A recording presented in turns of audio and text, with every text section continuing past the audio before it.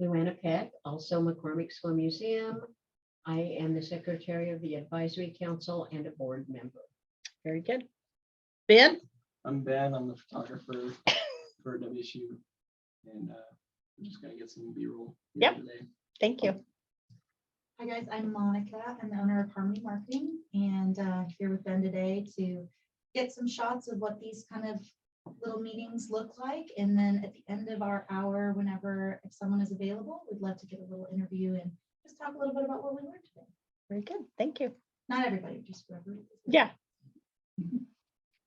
I'm Dee Starkey. I'm here with the McCormick School Museum. I'm Vice President of the Advisory Council. To keep it that way. And assuming we got to keep Cindy healthy. And I'm also here on behalf of the show. So that's great. Very good. Good to see you again. I'm Dennis Duty, and I'm with McCormick School Museum. I'm on the board. Very good. Paul Oberg. I'm Vice President of McCormick School Museum Board and curator for many, many years in that facility. Very good. Good to see you again as well. Okay, so we will get started and hopefully I will have this little box small enough that everybody can see the slides here. I don't need to see myself. So today's session is on cultivating donors and making the ask. So I'm excited to get started and share with you about this particular topic. I know a couple of weeks ago when we were discussing creating the donor database, a lot of people wanted to get into how do they cultivate and certainly how do they make the ask. So, oh, there we go. So I'm just curious who in this room or who on Zoom has made an ask before of some type. What do you mean by ask? Of money, ask people for money. Yep. Nicole? We've definitely done our fair share of asking for money, yes. Okay. Then who's made a gift? I mean, an ask for a major gift in here. Major gift? Good. Nicole? No really major gifts yet. Okay. What Who's, do you consider a major gift? let's say $10,000 or more. Oh. Who's never made an ask at all? Anybody? All right. Is making an ask defined as one-to-one? Hey, would you? Yes. You are great. Where is it? It Rather is. than grant writing and. those Yes. things that- Yes. Yeah, applying the money that's out there. Yeah. That seems to be the intimidating thing is making ask one-on-one. Mhm. So that's what I hear from nonprofit organizations. That's been my own experience as well. Okay, just so now that we clarified that. So just so you know, because a lot of people struggle with making an ask, even cultivating the donors can be very difficult. And that's just seems to be a big, big struggle. And fundraising overall is about helping generous people find the best way to make a difference in the world. So we're going to try to reframe how you're just asking for money to thinking about it in a way that you're giving somebody an opportunity to really make a difference, whether it's in the museum or whatever it is that you're doing. Certainly fundraising is all about doing that. So if you can reframe the way that you think, it certainly can help you as you move into doing fundraising. So we're going to talk today about 3 stages of fundraising. We're going to focus most on cultivating donors, and certainly we're going to focus on making the ask. And a lot of this presentation is going to be around making the ask and hopefully helping you to understand more about making an ask and how you make that ask and how you overcome some of the fears in relation to making an ask. And I know that I didn't put that in this slide presentation, but I will tell you, and for those of you who were last time, I just had recently looked up the 2021 stats for giving. And I want to remind you that $485 billion was given last year. And of that $485 billion, 67% came from individuals. And so it's important that we all learn to make ask as we're running nonprofit organizations or serving on boards or those types of things. because you certainly want to get at that 67% of people who are giving the most amount of money. Only 20% is earned from grants. And while we like to have that and it's easy work to do, we don't want to miss out on that other 67%. So it's really important to learn to ask. So let's go through these stages. Let me move this down a little bit farther. So stage one is cultivation. So we're going to talk first today. We're going to talk a little bit about cultivating relationships. That's a really important part of your fundraising overall, because everything starts with cultivating relationships. And even if you have to go through the process of developing a donor database, you still, after you've got that database put together, you have to start cultivating relationships. And those are not just relationships with your major donors, but some of your smaller donors as well. It's a different way of cultivating relationships with your very small donors than your great big donors, because you're going to put a lot more time into cultivating relationships with your great big donors. But certainly there is a process of building that relationship in some way with the smaller donors as well, because one day those smaller donors can become bigger donors. That will be the whole point of fundraising, is to build them up and make them think about giving more money to the organization. So the cultivation is, again, identifying those potential donors, building relationships with your prospects, getting people interested in the organization. So you can interest people in your organization. You can do that through the masses, so your mailings, your emails, participating in trade shows or business shows of some sort. So there's lots of different ways that you can generate that interest. I know we talked last time about friend raisers, so that's a way to generate interest in the organization. Everybody familiar with friend raisers? Nope. So a friend raiser is an event that you have, and you might invite some prospects over and just talk about your organization, let them know what you're doing with your organization, but you're not necessarily going to make an ask of these people. You really just want them to become familiar with the organization. You also could invite them to the museum or to, if you've got a location of some sort that you can invite them to, that's another way to get them in and just let them know about the organization, what the organization's doing, take a tour. So that's more of friend raising, because you're not actually asking for any money. You're just asking for a little bit of time so they can become familiar with your organization. So that's one of the ways that you could generate interest in the organization. And then showing the organization, showing the prospects what the organization is all about. What do you do? What's your history like? What kind of programs do you have? Anything and everything related to the organization overall, and teaching people about the organization. So that's all part of your cultivation. And if you're cultivating for major donors, as I mentioned, you'll spend a lot more time cultivating your major donors, because you have to approach them so many times and get to know them and get to know all about what their interests are, their spouses are, their kids are, what do they like to do? What are their hobbies? So you can have that relationship with them. I have here a sample, what I call cultivation plan, just to give you an idea of things that you could specifically work on if you wanted to cultivate some major donors.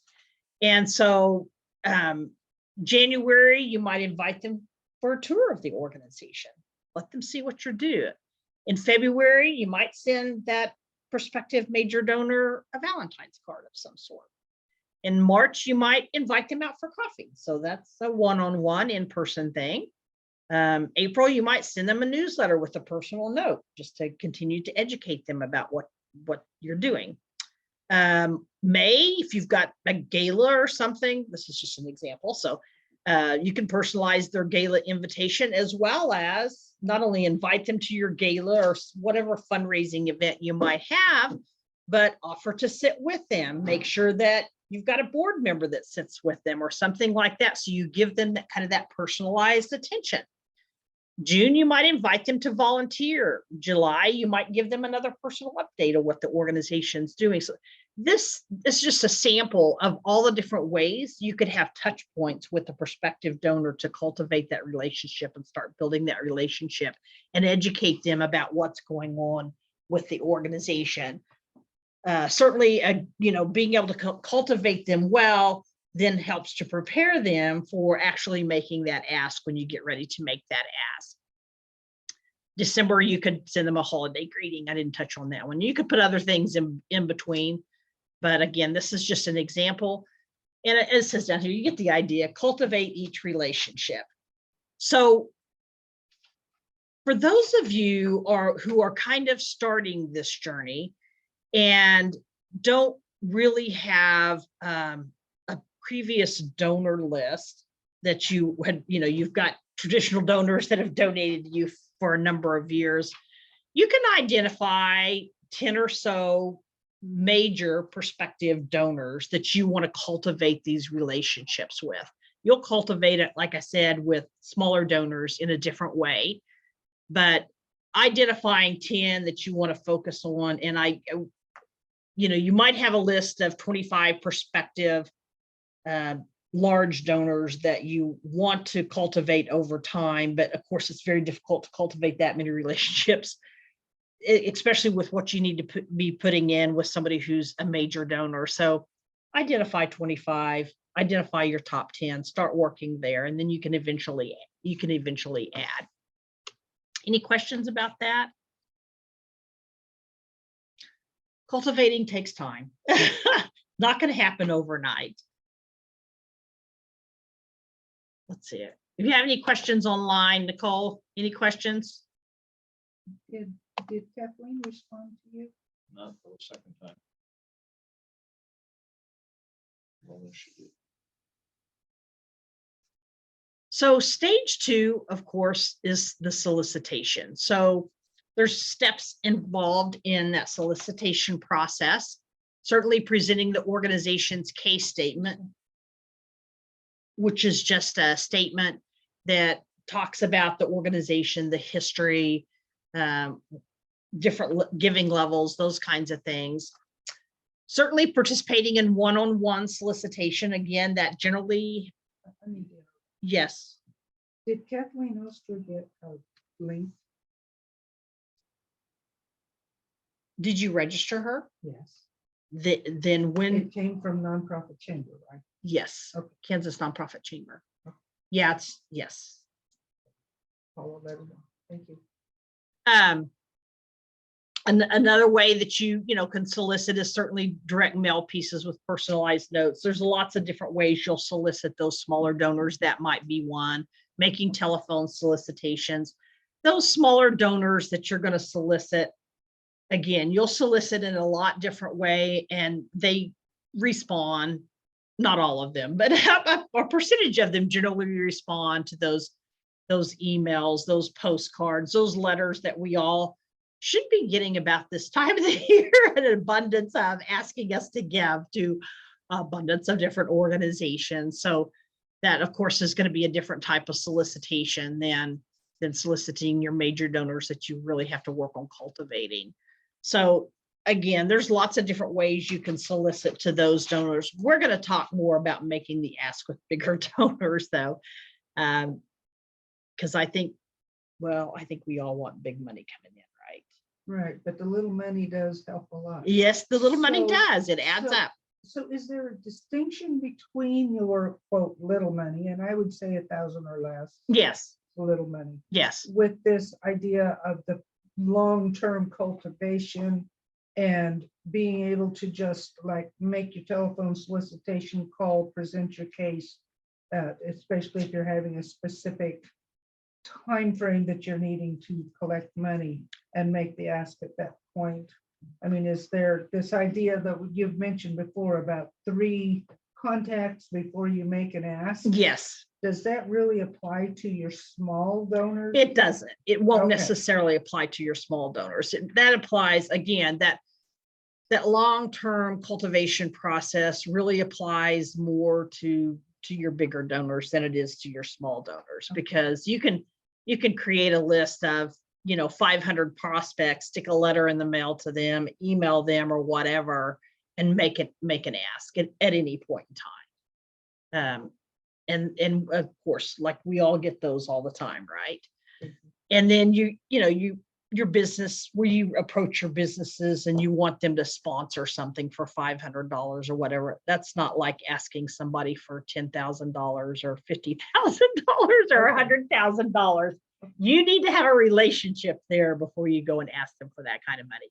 That being said, though, as you solicit some of those smaller donors, you really don't always know how much money somebody has. And there was a story when I was involved with the children's home out in Andover, and there was a lady that had been a teacher for many years, and she had given some small donations to the organization over the years. And she'd become familiar with the organization when the executive director had presented at her church, and she just loved kids, never had any kids of her own. But when she passed away, she left a sizable amount of money in her will for that children's home.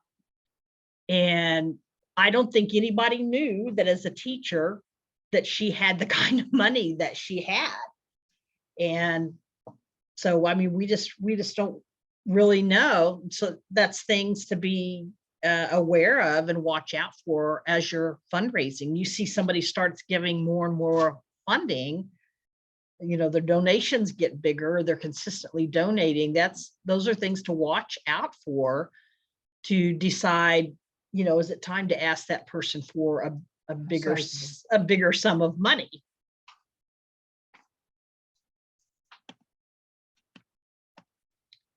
Okay. I don't know why that happened. So I want to make sure that I didn't. No, I didn't. Okay. Okay. So stage 3 stewardship, which we'll talk a little bit about today, but that's thanking the donors. And we're going to focus a little bit more on the ask, because that's really important. But thanking the donors is always very, very important. Whether it's a small gift, whether it's a big gift. Again, those people who give small might be able to give big in the future. So we don't want to forget that. I have a few of my own personal stories about giving. And so just want to make sure we thank people over and over. And then again, there's a lot of ways you can do that. You can send out thank you letters. You can make phone calls. You can have donor recognition activities. So you might have an event where you recognize lifetime giving or recognize your annual donors or whatever. Give them invitations to special events that you're having. Take them on a tour after they've donated. Let them see what the museum's like if they've not seen it before. Provide some updates from the organization that includes a thank you. So making sure you're thanking without always asking for another donation. So here's a few reasons why donors give. There's actually about a dozen, but I popped a few in here. So some give to meet basic critical needs of individuals for whatever reason that, they think, I've got the money. There's people out there that have some really basic needs that are not being met. So I'm going to give to help meet some of those basic needs. Some like to give back to society by making the community a better place. Some believe those that have the money should help those with less. And certainly I grew up in poverty. I'm committed to giving to people that have less, simply because I've been there. And I think it's, important for me to give back.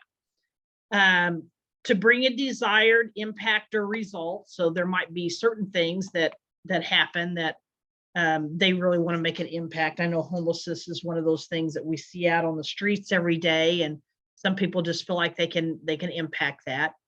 And of course, as you probably all know, one of the reasons they give is because they were asked. And the biggest reason they don't give is because they weren't asked. So that's always important to keep in mind.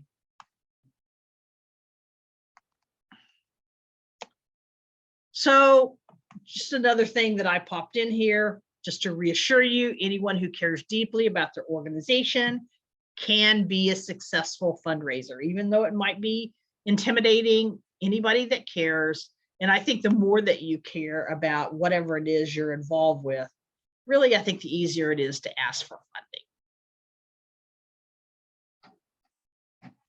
funding. So let's talk a little bit about preparing for the ask. Are you ready? All right. So some of the steps related to preparing for the ask is knowing who should be the person that asks.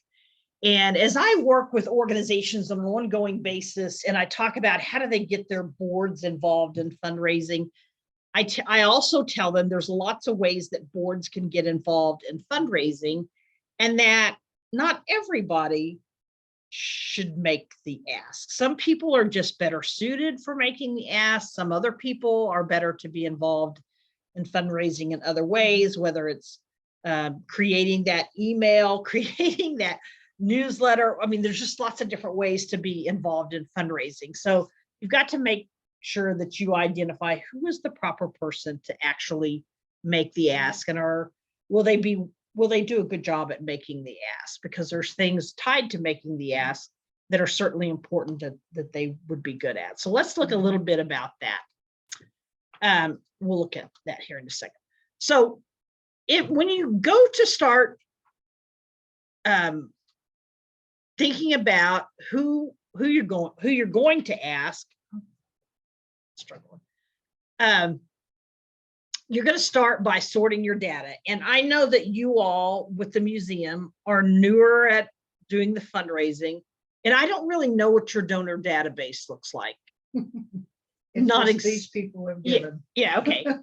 Nicole, you have a donor database?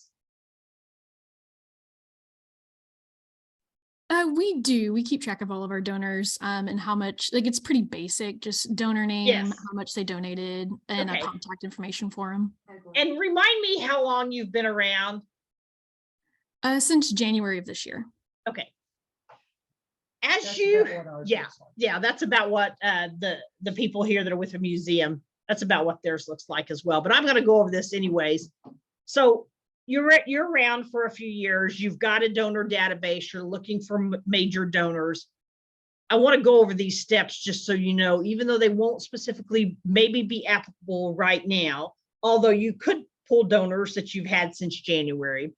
But as a general rule, when you sort your data, you'd pull donor data from the past 3 to 5 years. So for you, it'd be since January. And then you would sort it in these different ways. You would sort it by lifetime giving from the highest to lowest. So you're going to look at how much money have they given over that period of time. In this case, we're looking at 3 to 5 years. You would identify who has given $1,000 or more at once. And then you can identify who has given consistently. With you that are newer and you won't have this data except for since January, you're going to resort back to, we've got our prospect list. We've identified 500 people or whatever that we're going to send emails to. We're going to send letters to. We're going to reach out to in other ways. You're going to start there, but eventually you'll get to where you can sort data like this. And this will help you in the future with identifying who your major donors are going to be, who you're really going to go out and make those big asks for. When you're starting out, you just have to start out with the top 25 of those who have the potential to give, and narrowing it down to that top 10 from those top 25. And you just have to start there with building your relationships. But I don't know who's going to be, involved today, so I have to provide information for all. So bottom line, when you sorted your data and you've looked at donors and you've looked at these that have been the top donors and or donated the most amount of money, your best donors are your best donors. Those are your first one to be able to approach those people who have traditionally given, or they've given the highest amount of money, because those are going to be your best donors. And that will be something, as you all build your donor database, you want to watch out for. Who are those people that are giving consistently, and how can you then potentially move them up to a higher level of giving. Those are the people that you're going to want to really pay attention to. Those who give the higher amounts. Is there a way that then at some point in time you can cultivate them? And certainly if you identify that they have the capacity to give, because some people give smaller gifts, even though they have the capacity to give more. They give smaller gifts because they want to see, you know, how you're going to use that money, what kind of progress are you going to make? So just make sure that as you're working on all of this and getting all the fundraising launched, that you'll pay attention to those people. Okay. Any questions about that?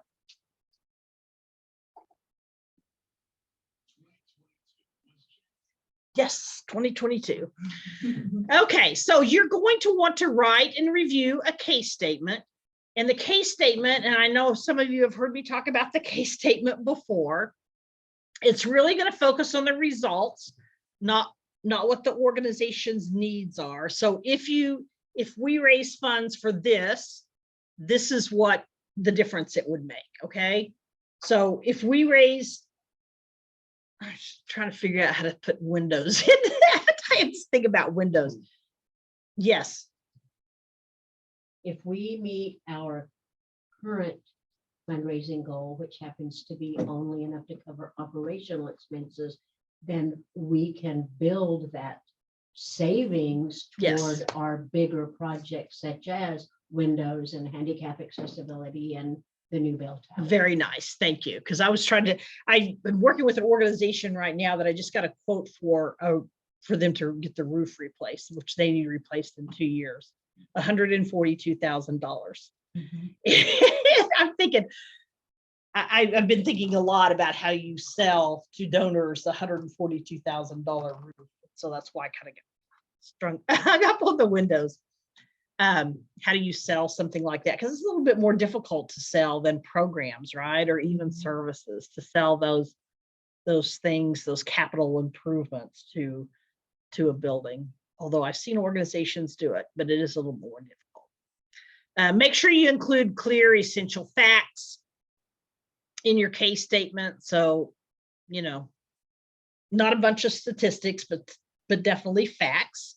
So how the museum has impacted, could impact, anything related to that. And then if you can add a connection to the community. So how does the museum, or Nicole, how does your organization tie to the community?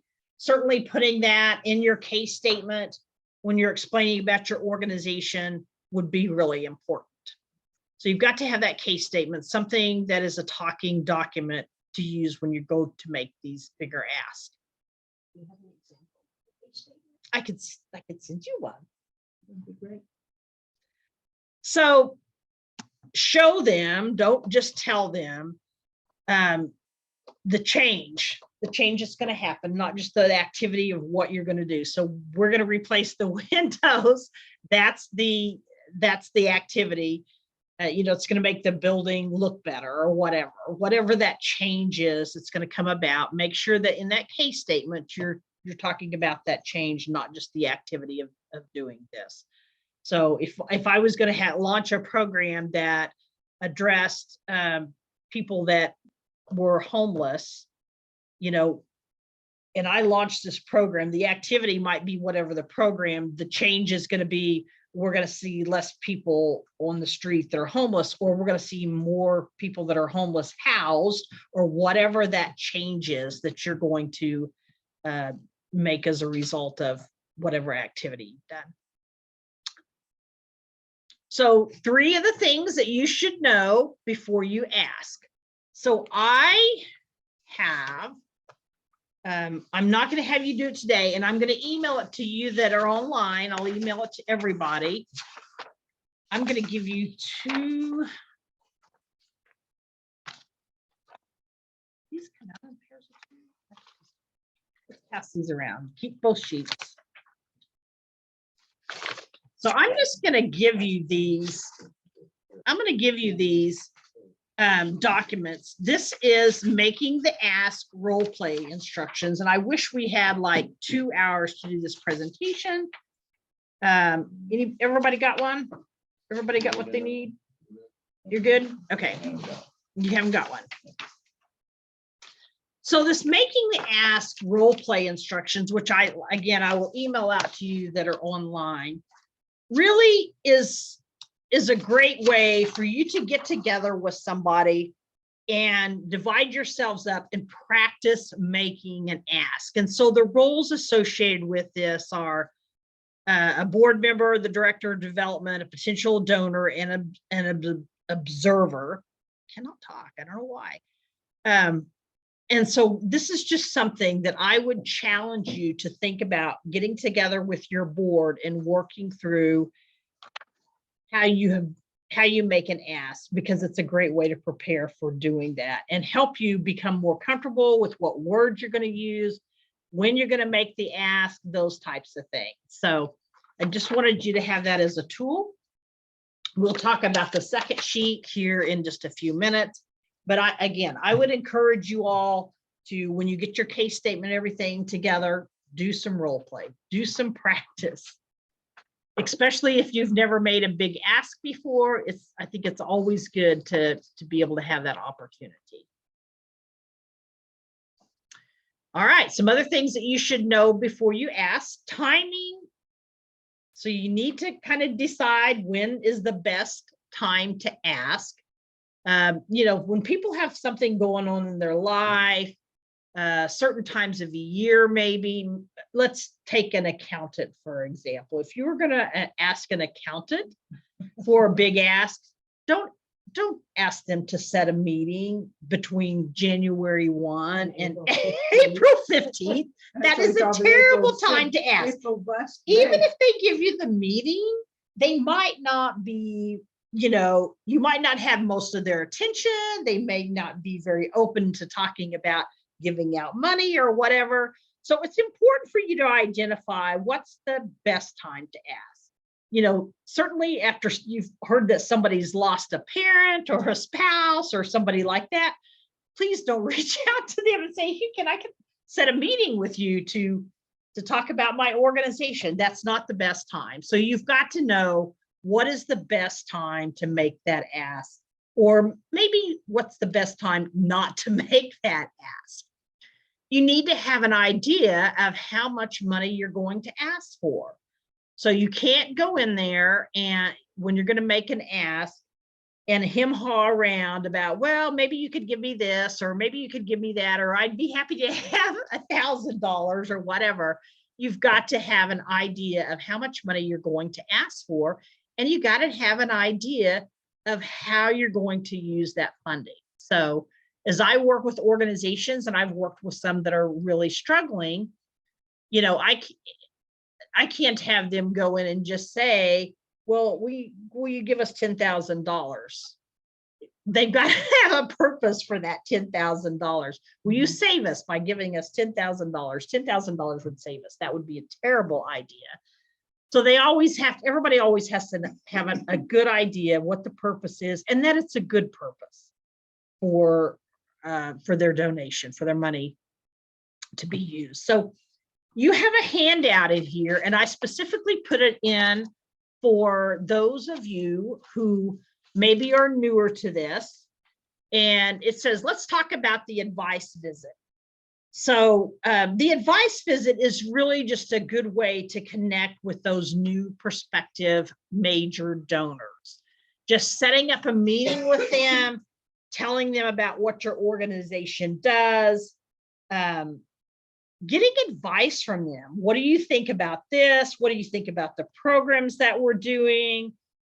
Those different types of things. Have an interesting conversation with them, let them get acquainted, and walk away with their advice. And I know down at the bottom of this handout, it says, you can ask them, what do you think about our organization? And do you think there's a real need for our service or program? Because if they say yes, you're getting some buy-in, right? For your organization. What do you think the best strategy is for lining up support? You'd be surprised how many people will give you input about other potential people or organizations that might support what you're doing. So even if this advice visit from these prospective bigger donors doesn't eventually net you, as you cultivate that relationship, a donation, even if you could get information from them about who else it's always good to say, who else should I talk to? So anyways, I wanted you to have this handout because it is a good way just to have a first visit with somebody, and maybe all 25 are your people, maybe just your top 10, whichever. You can do advice visits with anybody that you think has the capacity to give. So I would recommend that as you're starting newer into this whole process of fundraising and building those donors up, that you participate in the advice visit. Good way to get your foot in the door. Any questions about that? Nope. So a little bit more about the ask. So you need to identify who should be there when you go to make the ask. If it's just you, is there a board member should go along? Should the executive director go along? Should the development director go along? If you happen to be the executive director, should a board member go along? You just need to really identify who actually should be there. It's perfectly okay to take more than one person to go on the ask, but you just need to make sure that you identify who the best person is. Who do you need to be there? So do you need somebody that really has a lot of inside knowledge about the finances to be there? So if that prospective donor has some heavy duty financial questions, you have somebody there that can answer those questions. Do you need a staff person to be there that can answer those questions that you might not have as a board member? And I know you all are all volunteers, but you're there a lot, right? You're the IT guy, so you're probably there a reasonable amount of time. Who else? Paul. Well, Berlin here, Dennis is there regularly every Yep. Wednesday. He runs the print shop. So depending on who you're meeting with and what you're going to ask them for, there might be somebody else that has a particular strength that you think we really need to have this person there. And then who has the best relationship with the donor? If you have a relationship with the donor, it's always good to be that person and take somebody else along. But if you've already had that relationship, if you're the one that has been cultivating the relationship, and then you don't go on the ask and you send somebody else, that's going to be very uncomfortable. So who has the best relationship with the donor? You should identify that. You should also think about, where will you meet? Where is the best place to meet? I mean, sometimes it's at their office. A restaurant's not always the best place. It should probably be someplace that's a little bit more private than a restaurant. But should you have them come to the museum? Should they come to the children's home or wherever? You need to identify where is the best place for you to meet. And what should you bring along besides that case statement? Is there anything else? Is there brochures? Is there something else? Hopefully, you've cultivated this person. They already have their brochures, but just think about everything else that you might need to bring for whatever reason. Maybe it is, a financial statement or something like that. Certainly you should have something that talks about giving levels. You might have a pledge card with you or something else that you want to capture that's written if they say yes. And then know the prospect's interest when you go. So you want to be prepared to have some warm-up conversation with them. You're not going to go in and say, hey, I'm here. Can I have $10,000? I don't think any of us do that. I know when I was a kid, I learned to do a lot of warm-up talk with my parents before I was going to ask for something. So, anybody else do that? Yeah. I got pretty good at warming up my parents. So you'd want to do the same thing with a donor, the prospective donor you were going to ask. So again, money is opportunity. You've got to not think about it just as money, but believing that asking for money represents anything but opportunity will severely diminish your ability to ask for money. And so money is opportunity. So don't go in there thinking that about the money aspect. It is opportunity. It's always opportunity. It's there. It's not them giving up their money. It's providing opportunity for them to make a difference and for you to change something within your organization or make your organization better. So trying to help you for those who you might might have that fear of asking. Money is opportunity. No gifts. Do not take gifts along when you make for an ask, unless it's just, you know, a tiny bag of candy or something like that. And I will resort to a story that I have about a gentleman that used to give away large sums of money that worked for a big aircraft manufacturer that really disliked it when people came and asked him for money and brought fancy packages or gifts of any kind or whatever, because then he did not know what they were going to, yeah, where his money was going to go. And so please don't take any gifts. Just don't. Just don't take any gifts. Okay. Nicole, are you doing okay? You have any questions? Yes, thank you so much. Doing great. You bet. Yes, sir. Did Nicole have one? No. Oh, okay. This is a far off the wall. Okay. question. I'll see if I can answer it. Okay. We have, has nothing to do with that slide, but we have, we have a Facebook page with over 500 followers. That's awesome. How do we do an ask of those? Yes, so Facebook has Facebook giving, and you can just put out there, you can either use the Facebook giving, which you can set your Facebook up for. It's a little bit of a complicated process, but you can do it that way. Or, you know, some people just put their donation link out there and talk about what it is that the organization needs and why.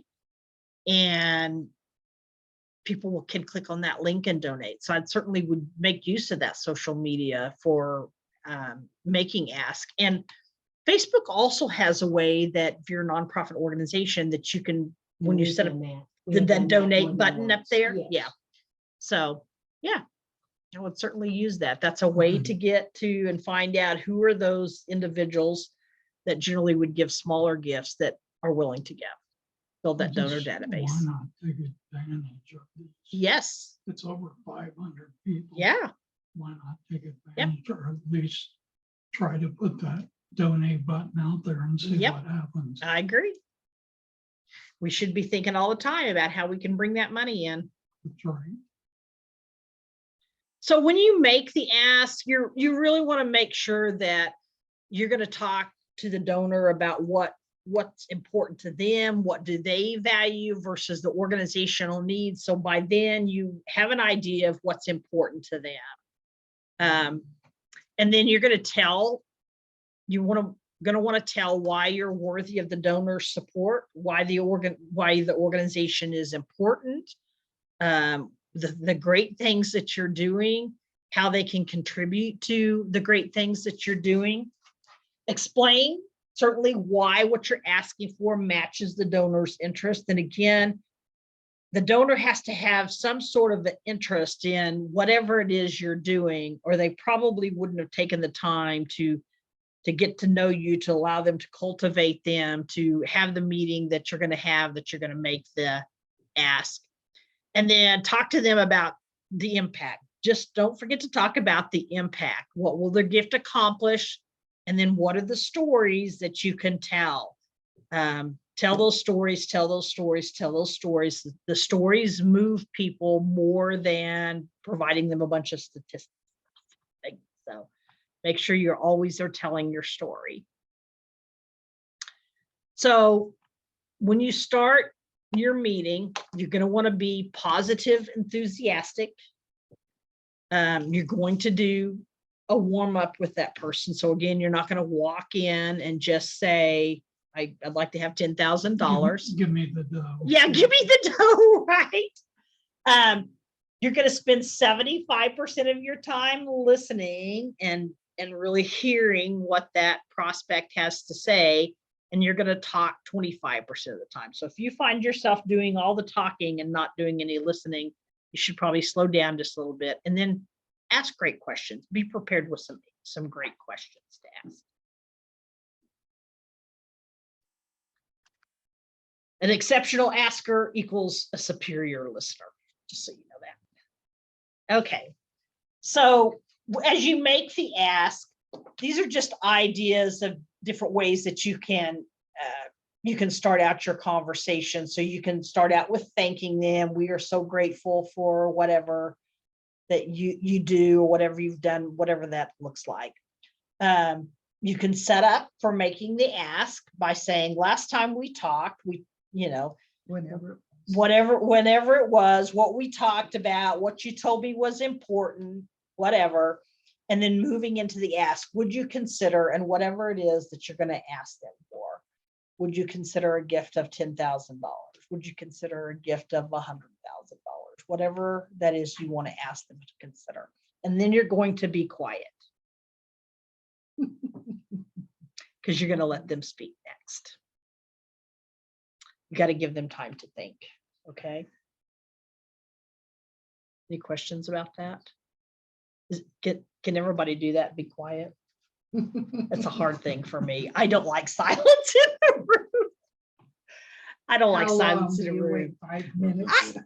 I would wait a few minutes. I wouldn't let it get really, really uncomfortable, but give it a few minutes for them to think about what you've just asked them for. They don't always, they know you're there for an ask.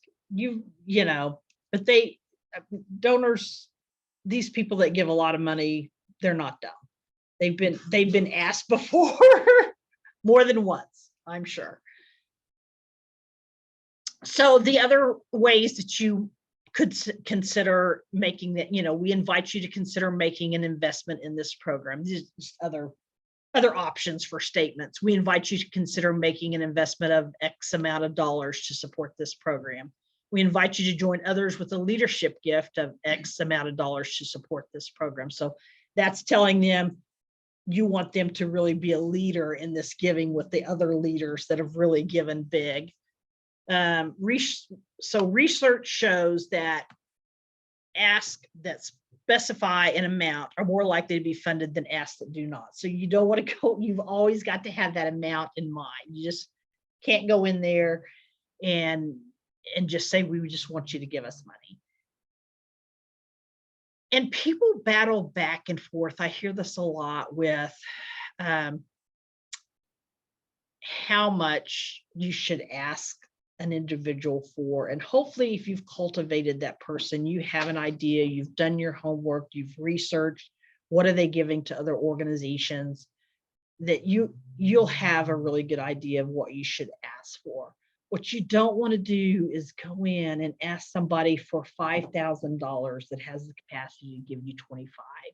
Because if you ask them for 5 and they could give you 25, they're not going to turn around and say, well, how about I give you 25 instead of 5? I mean, the likelihood, have you ever had that happen? Yeah, the likelihood that they're going to do that is not very good. So it's always easier to say, we'd like to ask for 25,000. And if they come back and say, well, we can't give that, well, then you can say, well, what could you give? And you can give them an opportunity to say 10,000 or 5,000 or whatever.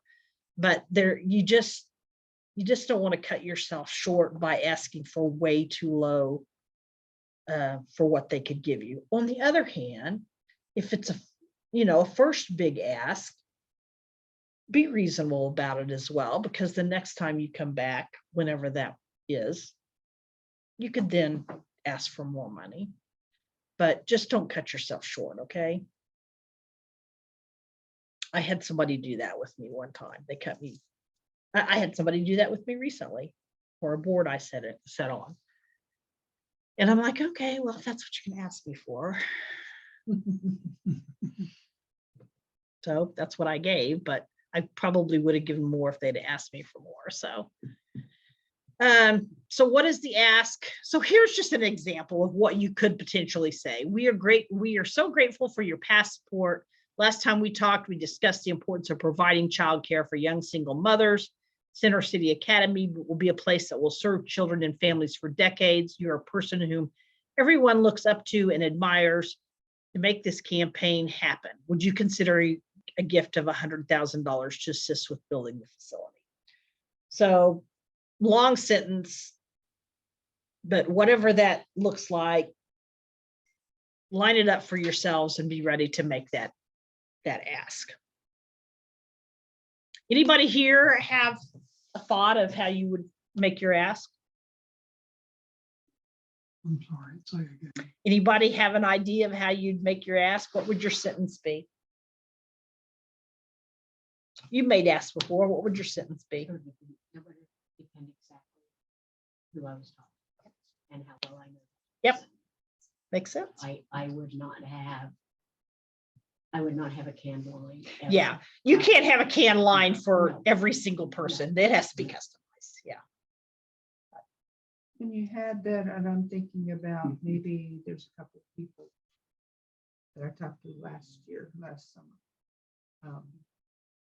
Thank you for giving to our, for making the pledge. Uh-huh. We bought the building, da, da, da. Yep. And then, basically the last time we talked would be about what we were hoping to do and Mhm. what we've actually done Yes. with that money.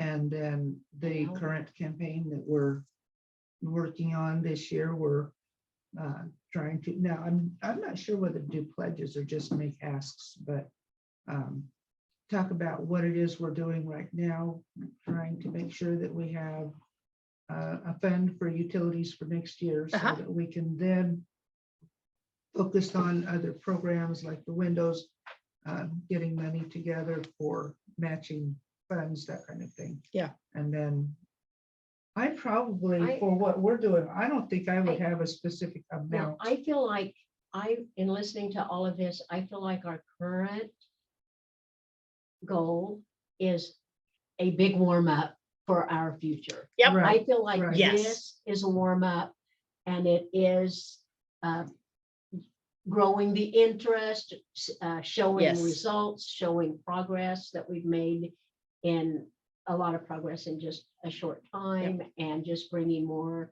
and more people into Yes. the awareness. Yes. Mhm. Yep. You're And correct. I would like to have, my goal at this point is to have a document that would have some of these phrases Uh-huh. that people could refer to. This Yes. is really good, that I don't, I'm with Luana, we don't want it canned, where if No, somebody you- interrupts you, you're like, oh. I don't No, know no, where you I'm going, definitely, you know. no. But some phrases, some things that they can start with that, to give them some ideas. Yes. On how to make the ask of their Yes. family, friends, contacts, people that they think would be interested in our organization. And we also have, because of the nature of our retired teachers organization, we have people who are now aware that their required minimum distribution from their IRA can go directly to a nonprofit without ever being taxed. And a lot of people last year, when we had a presentation about that, were going, wow, really? And they did it. Yeah. That's And, great. there's those kind of things. There are people in our organization who know people who are still employed and can check on matching funds. Yeah. Those kind of things are incentivizing, if that's a word. Sure. Yeah, absolutely. Yeah. And I know I didn't intend, I would never have you do a canned ask, Right. but preparing that ask for that specific, I mean, those are just examples of preparing. Well, I love That the way ask you for did that- I mean, for that those are the specific things to person. Think about. Yeah. Is Yeah, that goes back to people give for different reasons. So you can't ask them all in the same way because they give for different reasons. So. All right, so you've made your ask. If the response is yes, be sure and immediately thank the donor verbally while you're there. You might want to secure that gift in writing. So if you have a pledge card or a form or something like that, if you don't, you can certainly get back with them, but I think it's best to have something that you have with you and have them ready to sign. Again, steward the donor repeatedly. You'll want to continue following up with thanking the donor. You can also make sure that you follow up with the outcomes of how their gift has impacted the organization. We were able to pay our utilities through June of next year or whatever. Thank you for that. And whatever else the impact is of their gift, both in the short term and the long term, making sure that you're getting back with them and letting them know. So if the response was yes, most likely the timing was right. The project and the ask were a good match with the donor. You did your homework well. Congratulations. The ask was appropriate and specific. So you asked for the right amount of money, or they came back and were willing to offer you a different amount of money, but at least it was appropriate. And it really goes back to showing that there's a good relationship that exists, because nobody that you have a lousy relationship with is going to give you money. So certainly you had some sort of that good relationship going on. If the response is no, we're all sad, right? Make sure you clarify the donor's concerns about giving. So sometimes it's just not the right time for them. I know we saw that a lot during COVID. People were holding on to their money. They might have traditionally given, but then they said, this is not a good time. So just make sure that you listen to whatever their concerns are about regarding not giving. Don't argue with them. That's a terrible thing to happen. I have had to talk to somebody with a nonprofit organization about arguing with a prospective donor, and I was just like, no, you never, ever, never argue with the donor. They will never give to you. Just listen. Of course, stay positive and calm. So that's important. Identify the next steps. And some of those next steps might be always asking them, well, could we maybe get together in 6 months and visit again? Could we get together in 3 months? Is there a better time that we might come back? So don't just totally close that door. You probably have all heard that no just means not right now. Doesn't necessarily mean forever into the future. And then thank the donor, thank them for their time, thank them for, listening, whatever. And then go back to cultivating that donor, unless they, for some reason, have said no and don't ever come back and see me again, which I don't think is most likely to happen. It probably has happened, but I think it's not likely to happen. So no may be an opportunity to ask more questions about why, and to really gain an understanding of, why they didn't give. Sometimes the reasons for a no, they don't particularly want to give to this organization. They may not like the project that you presented. They don't want to pay for utilities, right? Operation costs are hard. People struggle with, supporting operational cost. Maybe it was the amount. Maybe you did ask for too much money and they didn't want to come back with another amount. Maybe the amount was too small and they were insulted because you asked for too small amount of money. I don't know.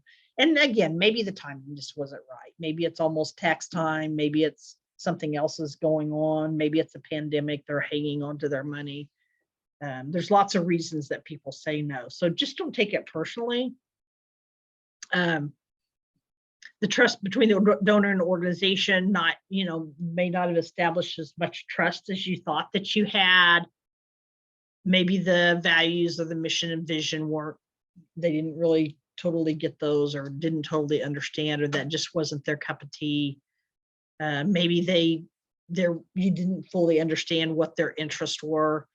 Maybe there wasn't some sort of a sense of urgency for why they should give right now. Again, don't take it personally. I want to make sure that this is never personal. Asking for funds is never personal. I spent many years in business development and heard no many, many times when I was actually trying to sell a particular product, and you just have to learn not to take it personally, because it's not personal. Embrace that the win is that you made the ask. Don't hang out there on the result, but the fact that you actually went and made the ask, and pat yourself on the back for being able to make that ask. Because asking can be scary. Follow up is everything. So regardless of what happens, you'll want to make sure that you follow up. Make sure that you thank them at least 7 times before the next time that you ask, before the next big ask. So thank you, thank you, thank you. Find ways to thank them, the organization.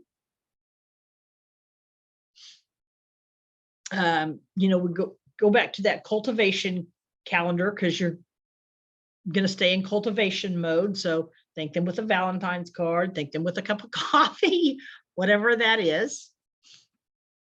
So when they've decided that they are going to actually donate, here's kind of what they expect. So they generally want to be engaged with the organization in some way. And if that's inviting them to your annual fundraising event, inviting them to volunteer, whatever that engagement looks like in some way, most want to be engaged with the organization.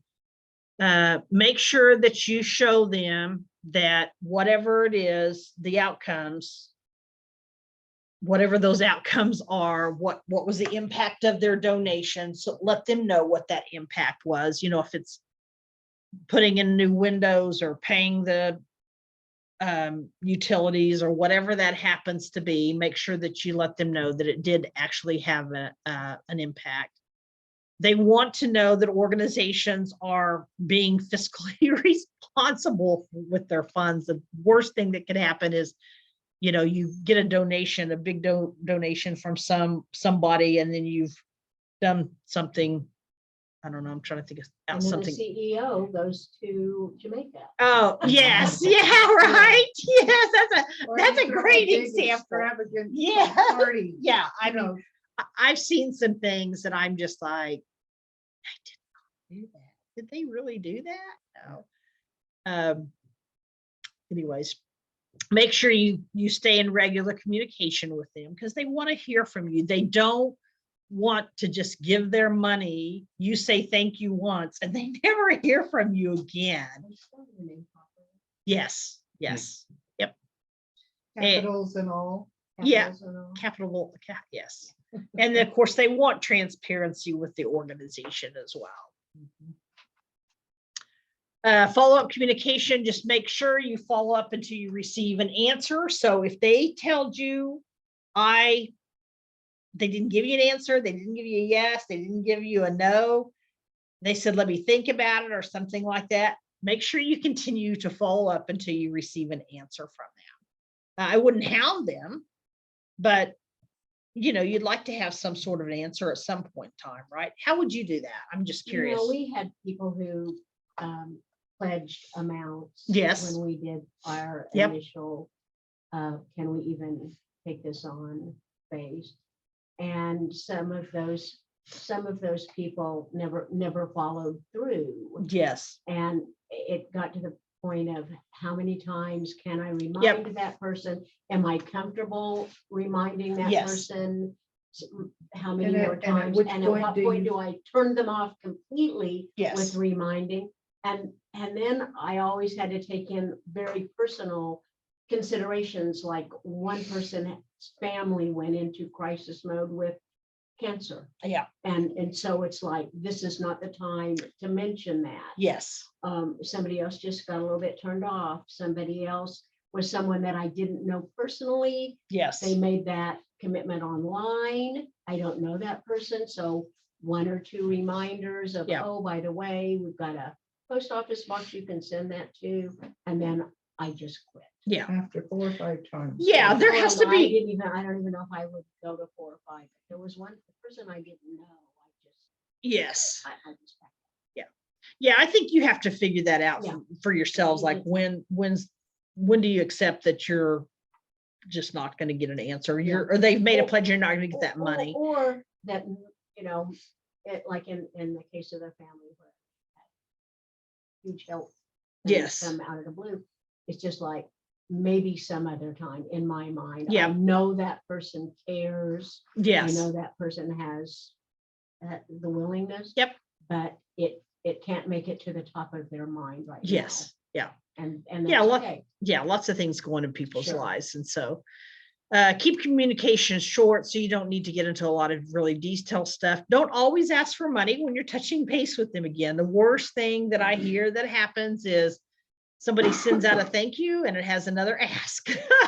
Don't do that. And be cautious about over solicitation. So you really do want to kind of think through, especially with these major donors, when do you need to make that next big ask? And honestly, even with your small donors, you have to be careful about the fact that I've heard people say every few weeks I get something more from this dollars? 3 more organization. dollars? I know, and it's just like, and I felt that myself, donor fatigue. Like, please don't send me something every 3 weeks or a month, every month or whatever. So just figure out what that balance is. And last but not least, you have to always remember that persistence pays off. So don't go make one ask, be discouraged, and then just decide you're not going to make another ask because it didn't come out the way that you wanted to. Fundraising takes persistence. It takes making ask over and over with lots of different people, whether they're small donors, whether they're big donors. And so you have to continue to be persistent in your fundraising. That's all I have. Do we have any questions? I do have. Yes.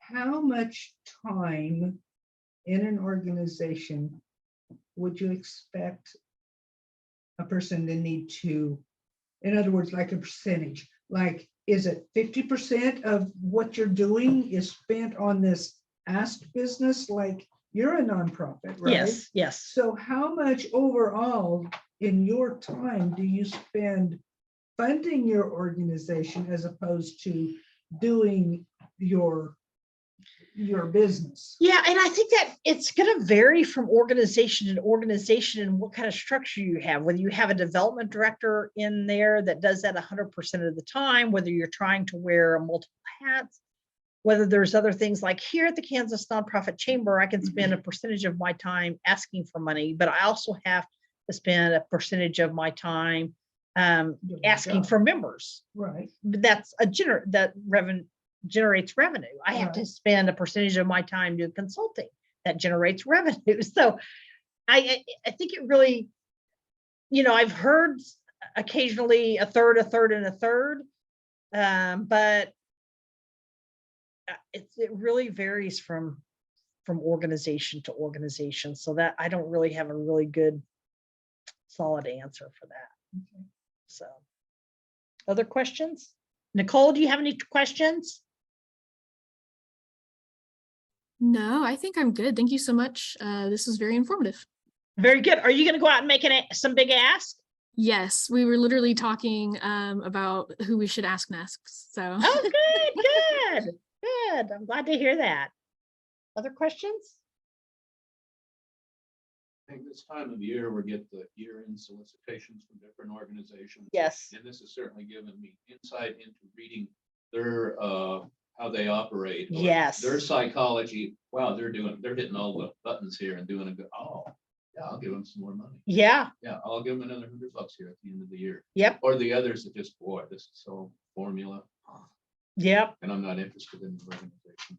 Yeah. And finding, who shares mailing lists? And who, yeah. Yes.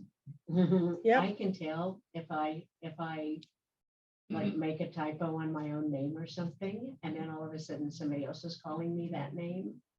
When Yeah. I get having a name like D, I get ones that say Ms. Starkey. Do your homework. Oh, right. Yeah. Yeah. That's a good one. Be a really easy way. Well, if no other questions, thank you all for all your patience today. Oh, And Thank you.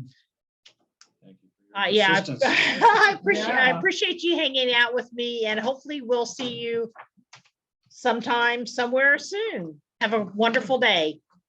Thank you, Nicole. If anyone has a couple minutes and would be interested in talking about what we've learned today, I would love to speak to somebody. But this is really good information on how to go ahead and finish up our